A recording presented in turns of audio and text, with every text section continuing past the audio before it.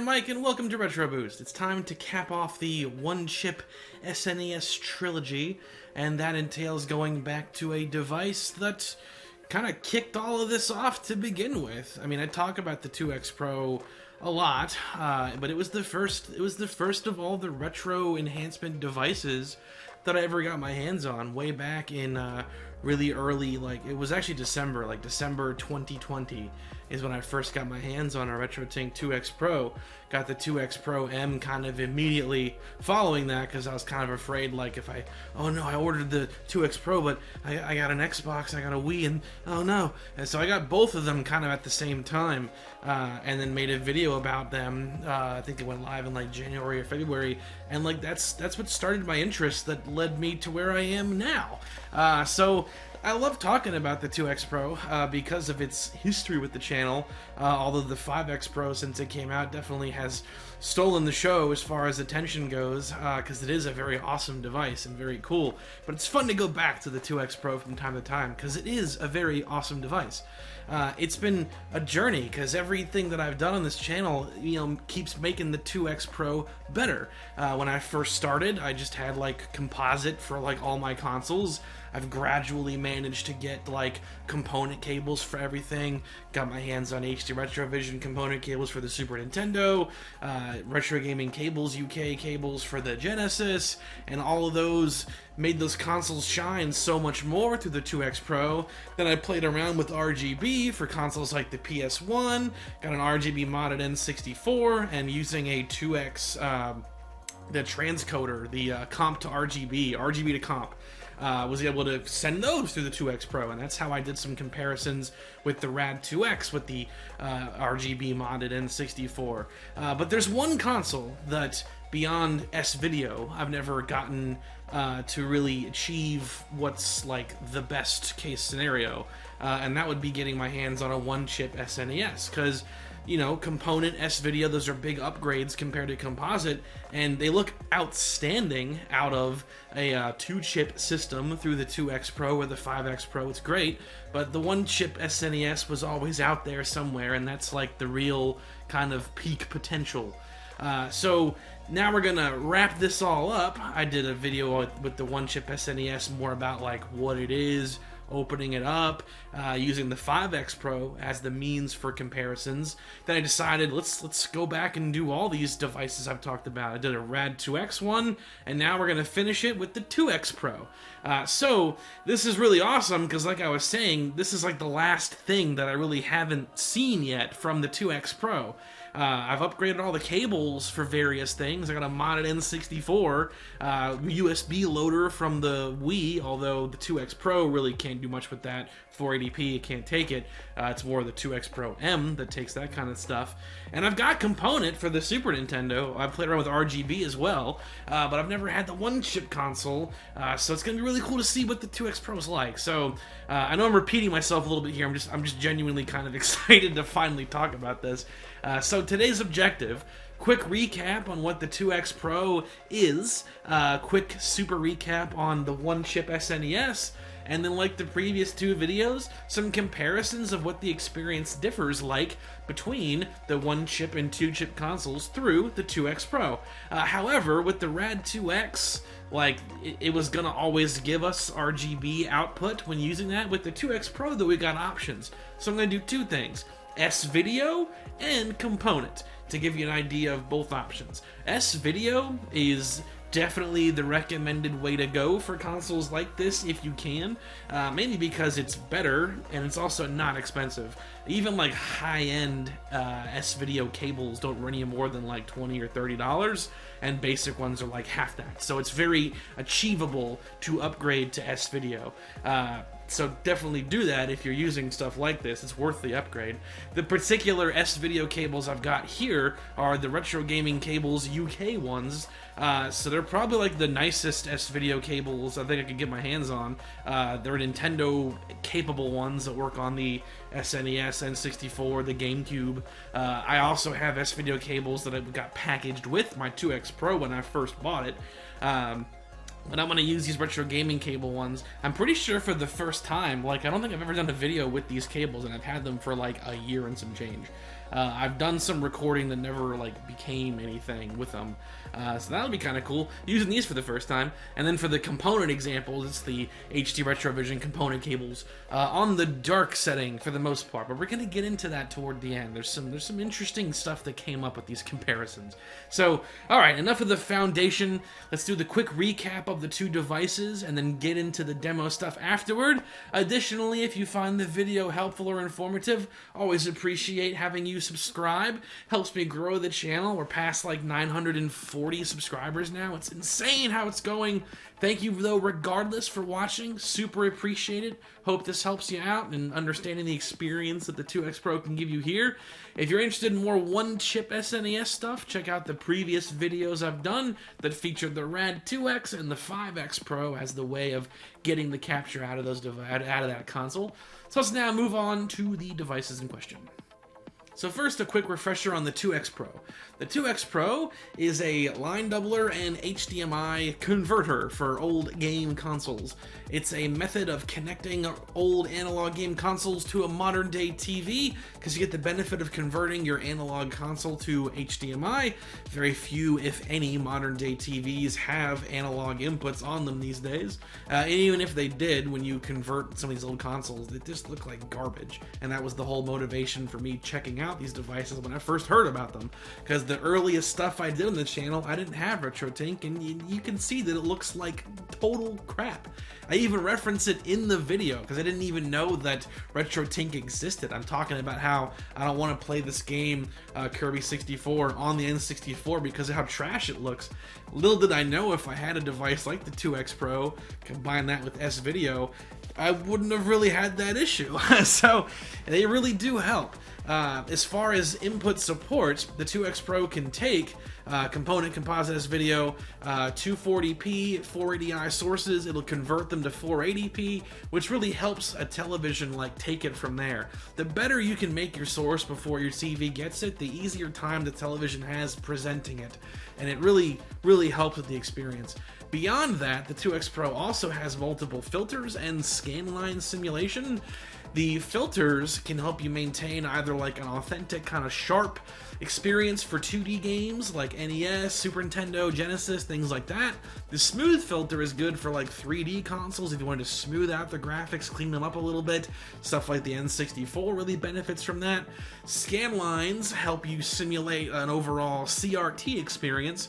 Although the brightness does take a dip when you turn on the scanline filter, that's something that the 5X Pro does a lot better, because the 5X Pro, on top of having more options regarding scanlines, tons of options in fact, it can also output a high dynamic range signal, which really helps with the peak brightness and overcomes all those kind of problems. It is the king of simulating a CRT experience on a flat screen television. It's very, very awesome. I'm not even really a big fan of scanlines in general, and I like using the 5X Pro for certain things, namely NES and N64.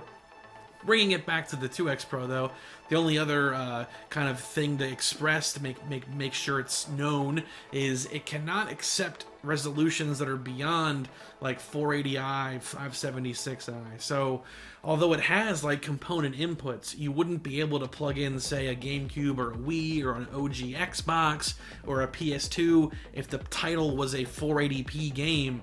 The 2X Pro can't pass that through. It needs to take something that's interlaced, 480i, 576i at maximum, and then it will perform line doubling to get it to 480p. You can't give it 480p to pass through, you can't give it 720p, you can't give it 1080i, it's beyond that.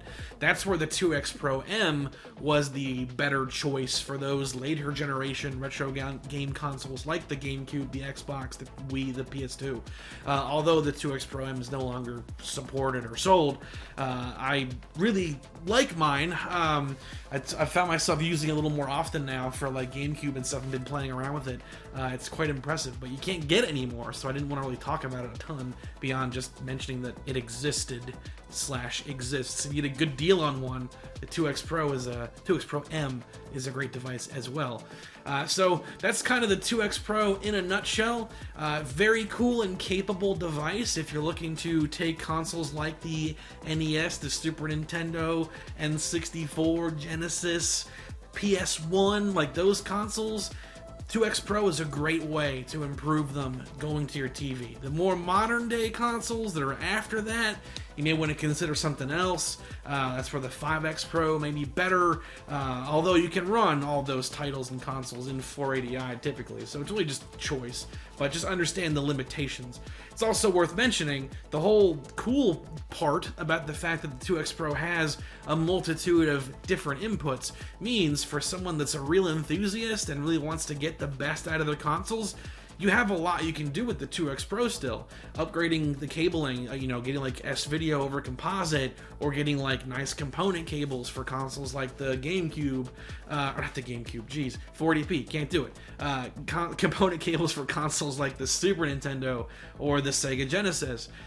You can get those nicer cables and still use a thing like the 2X Pro. You don't eclipse what the 2X Pro can do when you upgrade the cables like that. So it's very flexible and has a wide variety of things you can run through it, making it a very cool device. So 2X Pro, super awesome. There's the recap right there. Tons of videos on the channel doing comparisons with it against devices like the Rad 2X, lots of GameCube stuff around the CARBY, all kinds of stuff. So it's a really cool device. Now, the real quick recap on the one-chip SNES. The one-chip SNES, and I'm going to be like uber brief on this because I don't want to keep having to repeat this exact thing for this series of videos, since that is the one constant in all three of them.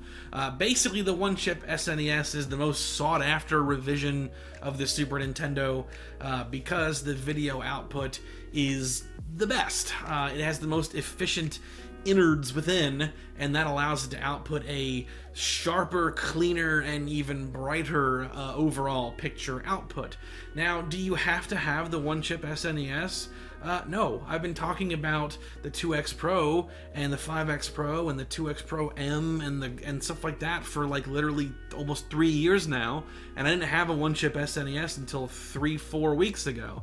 The experience that you get with a regular Super Nintendo paired with devices like the 2X Pro, especially when you upgrade the cabling and do like component cables, S-Video, stuff like that, is outstanding. The one-chip SNES can just take it further.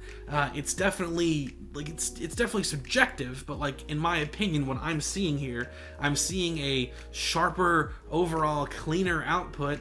I've mentioned it before in the previous videos. It definitely seems to handle like color gradients, color like banding, things like that much more cleanly and efficiently than the two-chip, as you would call it, consoles do. It can come across as brighter and like even more saturated than the two-chip console, and for some people you may not like that, and obviously that's fine because the two-chip console, like I said, paired with these devices is outstanding. So now let's move into the comparisons. I said at the beginning we'll be doing S-Video and components, so let's start by doing S-Video comparisons of the one-chip experience and the two-chip experience using the 2X Pro. This will be with the sharp filter turned on, or not really turned on, but just set, because it is the Super Nintendo. The sharp filter is the one that makes the most sense here. So let's begin S-Video comparisons.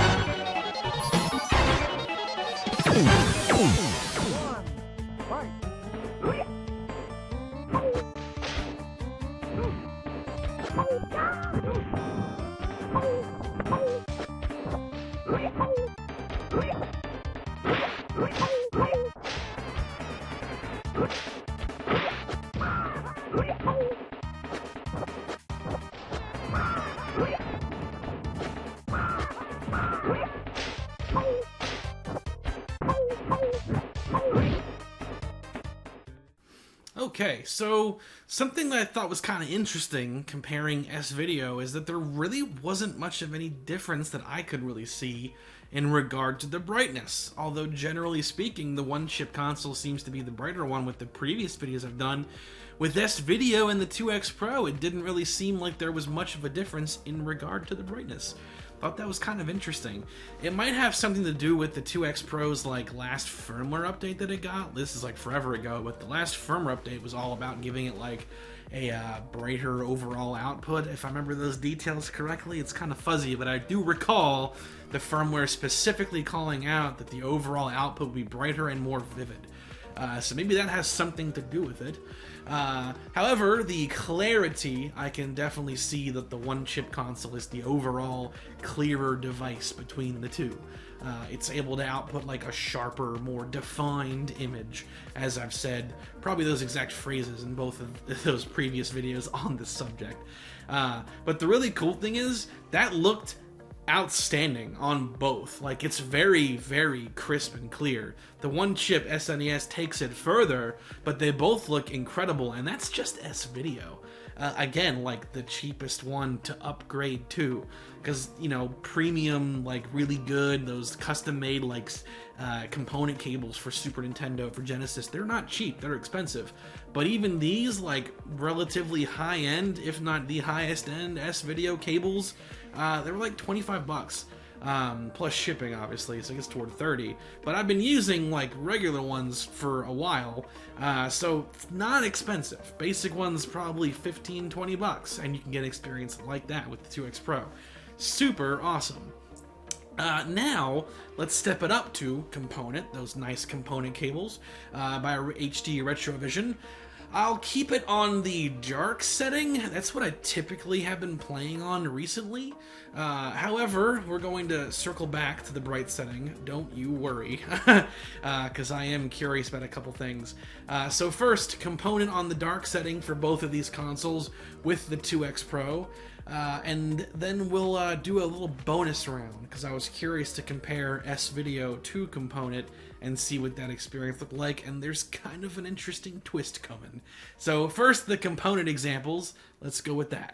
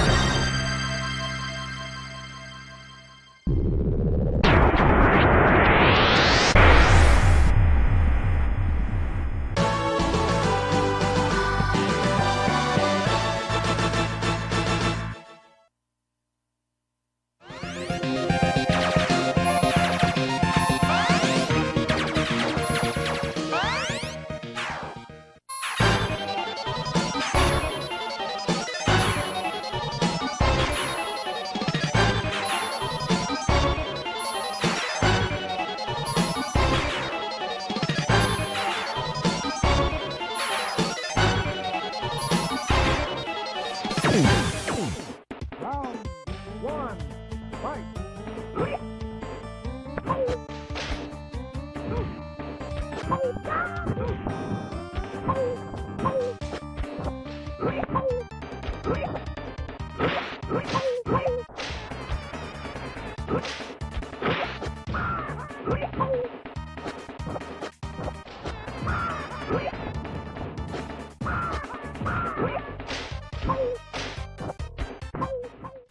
Alright, with component, We have the clarity difference that I definitely notice once again, but now there does seem to be a little bit of a brightness difference. The one-chip console comes across as a little bit brighter. Now, this is with the darker setting on the cabling. You could use the brighter setting, which I'll go ahead and kind of throw up here while I'm talking.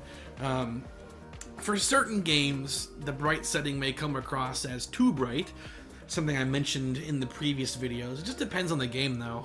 So it's all preferential, though, obviously. So if the darkness was like, you didn't like how dark the image may have been with the previous demos with Component, bear in mind there's the bright setting on the cables themselves.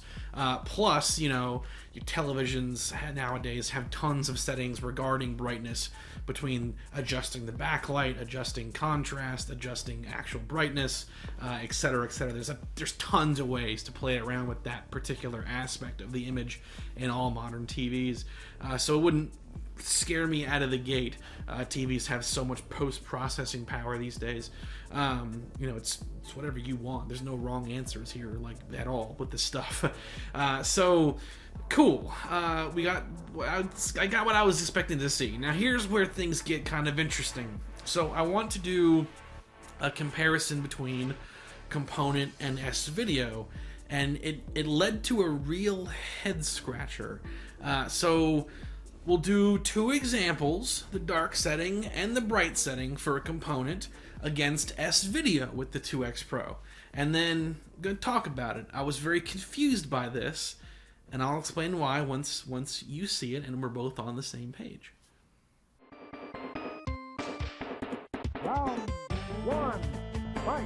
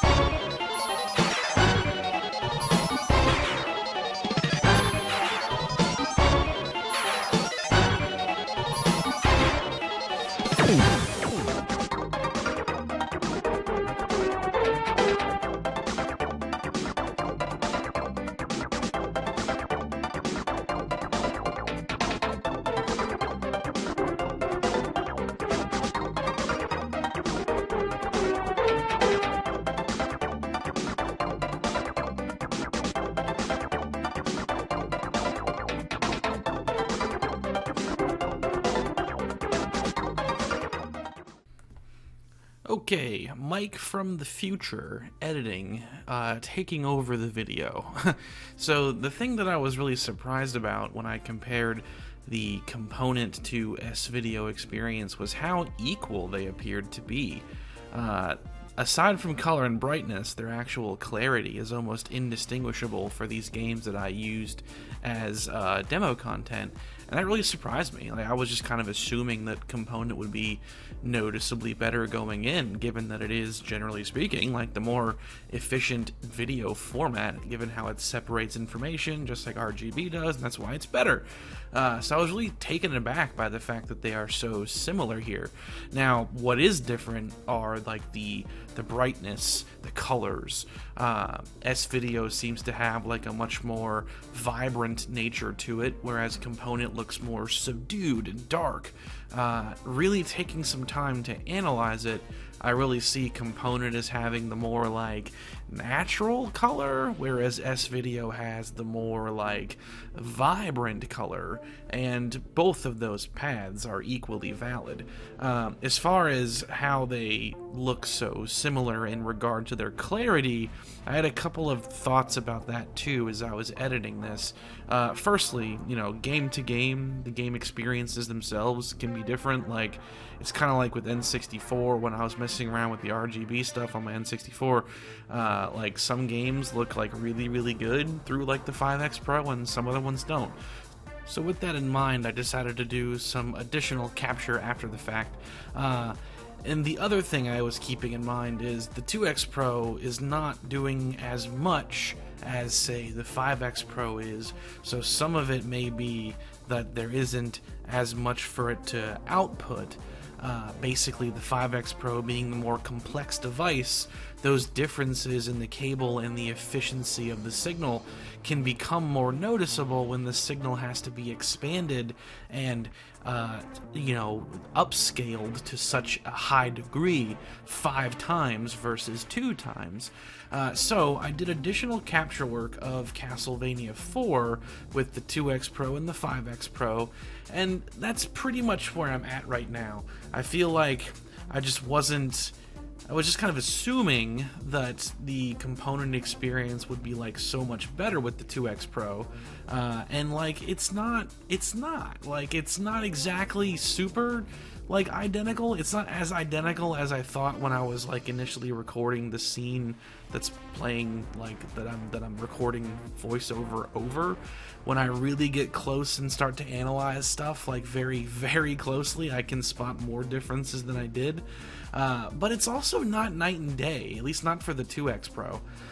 With the 2X Pro, component and S-Video, from a clarity standpoint, are pretty similar, although game to game, some differences become more noticeable than others.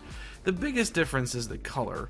Again, like I said, it seems like component does a better job with overall darker games, like Castlevania, for example. It just seems to do a better job with those darker colors and overall like darker contrast levels than S-Video does, but then S-Video seems to do a better job with the opposite, with like super bright games. It maintains a good degree of vibrancy without looking like it's too much, like it's overblown. And that's how component can look for a lot of these games. Going with like Mario Kart, the bright component setting is like too bright, at least to me. But it's all subjective. It's entirely what you make of it here. Component definitely goes a longer way for something like the 5X Pro, as my little impromptu comparison like revealed to me. It was doing a better job versus S-Video and presenting a clearer overall image when the image has to be upscaled to 1080p. But for the 2X Pro with the one-chip SNES, S-Video does a stellar job. It's very impressive, genuinely. So that's where I'm going to leave it. As I record over myself, I'll just record a new ending here. Hope this was all helpful and informative, seeing all these options with the 2X Pro. It was very interesting to go back to this device in heavy detail. And I mean, I've been so focused on like things like the 5X Pro and the CARBY and things like that I kind of forgot, like, what to expect going in. I was so surprised by this component S-Video experience here. So it's really interesting. It's fun to go back to. I'm gonna definitely make some content on like the 2X Pro M at some point shortly here as well, because I've been kind of rediscovering that device as well. Thank you all so much for watching. If you made it this far, I know this is like a longer one than what I've been posting previously, so I really appreciate you watching. Again, hope this was helpful, showing you what the 2X Pro one-chip experience can be like, and also, this is really fun to talk about for sure. If you liked the video, feel free to subscribe. Continue to help me grow in the channel. To everyone who watches, to everyone who's subscribed, I sincerely thank you. Have a great rest of your day.